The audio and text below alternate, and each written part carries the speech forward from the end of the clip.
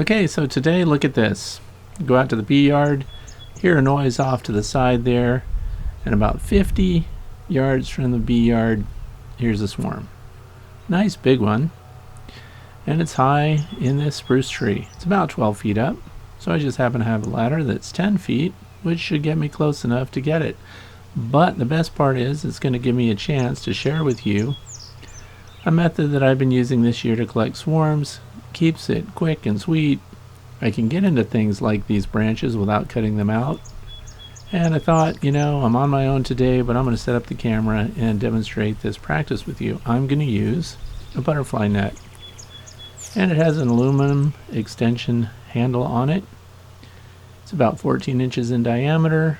And I'm going to show you how I'm going to get this swarm off of this branch with it. And then we're going to put it in a new hive, of course. So this looks like, how many bees do you think? If you bought a package of bees, you would get about 3 pounds of bees. Well, what we have in this swarm is about 5 pounds of bees. In fact, they're so heavy that when I get them off of this branch and into my butterfly net, the butterfly net almost bends. So let's look at it from all angles. One of the things too is it is really hot today. It is 87 degrees, and that's what my system's showing, which means in the sunlight it's actually in the 90s. Nice big collection of bees. I have no idea which one of my colonies, if this is mine, which one it came out of, because all the landing boards and all of the colonies look the same. The activity is the same, and it was by pure chance that I just happened to feel like I needed to go out and check the bee yard. I'm going to spritz it down with some 50-50 sugar water. There is some essential oil mixed in with it. And it's a nice hot day, so remember, I wouldn't do this on a cold day. I don't soak them down like this, but it adds weight and lets them shake into a box or into your net, in this case, much easier than they otherwise would. We want to limit their flying, and I do that with sugar water. So I'm going to get this lined up here, and we're going to give them a shake and try to get them off this branch. Yeah.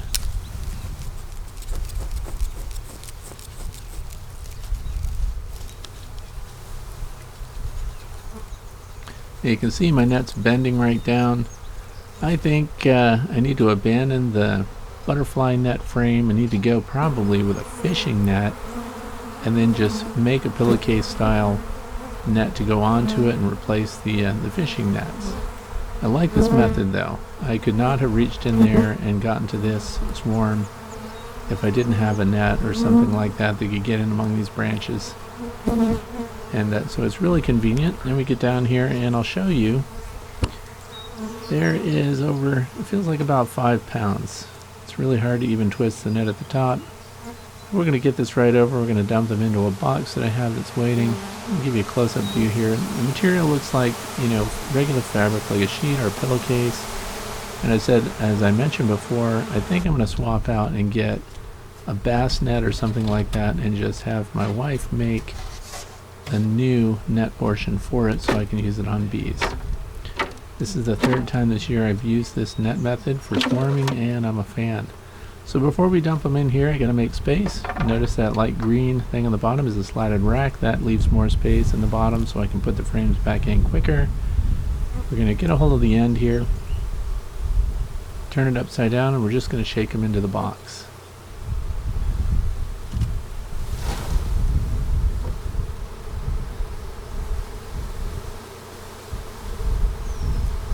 And remember, because it's fabric, the bees can breathe through it. There's no stress, there's no vent issue problems. So you can actually transport them in a net like this. It's really convenient, really easy. Load and go stuff. You can use a zip tie and close it up if you were going to put this in your car or something. Now, even though I got most of the bees out, I'm just going to lay it on the landing board, but let's take a look inside. Look at it all gone into the bottom there where the sliding rack is, how noisy they are. I think we have the queen, but I haven't seen her. They're not trying to fly out. I'm going to put the inner cover on real quick here and the insulated cover.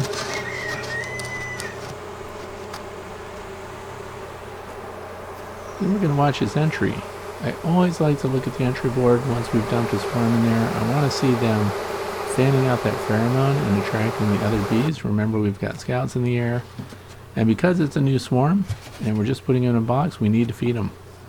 Plus, we've got heavy weather coming. If they don't have these resources, number one, why should they stay? And number two, they need to build comb, and 1-to-1 sugar water is a great thing to use to give them the resources to build that comb. So we're going to fill up this rapid round feeder here. And this is just a temporary box that it's sitting in. I know it's ugly, there's propolis all over it, and I've used the same boxes and inner covers for years, and these are just temporary setups for the swarms. Once they're settled, we'll come back and swap the boxes out completely. And I might keep the bottom box, haven't decided yet, and then a polystyrene cover. And here we are. So now it's important to look at their behavior and see if we've got the queen in there. Only a handful of bees still out here on the pillowcase part. And so they're all inside, and they're staying inside, so that's the good news. But I'm not thrilled about the activity on the landing board. Normally, I would expect to see them fanning, getting that pheromone out there. A little more excitement than this. There's a lot of bees in there, and I should see them on the landing board spreading the pheromone. Now, because it's super hot, we want to give them some shade, and also because we have rain coming, I'm putting this hive visor on here. I just designed and make these myself. I did a video about that if you want to check it out. And just screws it on the side there, and it gives them shade and keeps the rain off. And there's a lot of bees here on the entrance, but they're not doing what I want them to. I want to see those wings fanning. I want to see them claiming the hive. I want it to be their space. There goes a little black ant zipping across there. And I need to go and check back at the tree and see if might have missed that queen. Sure enough, I did. I went back up there. I took another load of bees. There was another cluster of bees, a swarm about the same size as the first one we took off. And now, because I've already opened the hive and dumped the other bees in, I'm going to leave that closed up. And all I'm going to do is sit this on the front, lean it on the landing board, and see if I can't... This is a big pouch of bees right there at the bottom. Again, it's like another 3 pounds or so. And now they're just idle on the net. What I need to do... There you go. See that fanning? That's what I need them to do. And several of them are fanning, even here on the edge of the net. And that means that the queen is somewhere around here. I hope I can get a shot of her crawling up this fabric and going into the hive body, because they did start migrating up and walking in, but I did not see the queen. The good news is, look at them all fanning. Their abdomens are in the air. They're claiming it. This is what I wanted to see the first time around, and I'm glad I did go back and check that tree, because they had re-collected on that tree, and there was another swarm mass. Even though they didn't depart from this box, the behavior at the box showed me that the queen was not there. So now we're good, and they're eventually walking up through there. I took a break and went and had lunch and came back out. I just left the net there, and by the time we came back out, the net was basically empty. So they are marching up in there. Here's the tree. Go back and take a check, and we do see some scouts flying around, but also remember I sprayed it with sugar water. So we may also have bees up there just licking the sugar water off the branches. And then we come back and see the net. It's empty. They're in the hive, and that was a successful swarm capture. So now what we have to do is make sure that the space in the hive is good. There's a 10 frame deep Langstroth box. That's enough to accommodate a very large swarm of bees. Here's the temperature readout, 86 degrees Fahrenheit. Again, course in the sun, much higher. And future forecast. Next 12 to 24 hours, we're supposed to have rain and storms, and there it is. This is why you want to feed the bees. So if I hadn't put that rapid round feeder in there with the sugar water, that would be a brand new swarm of bees in a new box, unable to draw out comb. So by giving them the 50/50 sugar water, they can make that comb. If you had drawn out comb, you'd be way ahead, and it would help them out. But notice there's no activity on the landing board.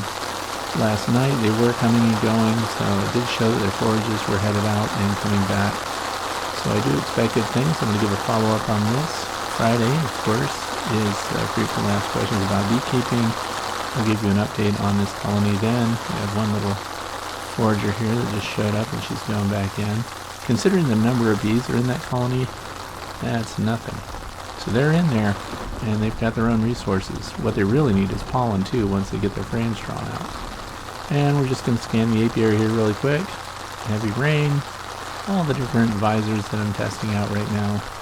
And every colony is doing fantastic. As to which one emitted that swarm, that's still a puzzle right now. And they will, of course, replace their queen. And I know that if that swarm came out of one of my colonies, the queen that swarmed out with them is less than a year old, because all of my colonies have swarmed and replaced their queens at least once this year already. So she's young and will do a great job if we can get them to settle and set up. Now these bees are just taking advantage of the rainwater, drinking it up. And as I said, it's a nice hot day. And we're going to see how it goes.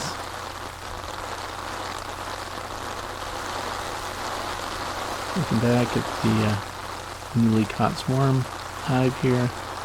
Again, they're all in there, but remember that's a slatted rat, so they're not necessarily down at the bottom. They could be up a little higher. And some of the bees are flying out in this rain, which is a puzzle to me. And of course, we expect to see them flying in because they're being recovered from foraging. And then we'll just keep things going. Thanks for watching. I hope that was helpful. Get yourself a butterfly net and try that method for catching a swarm. It's really convenient. Have a great day.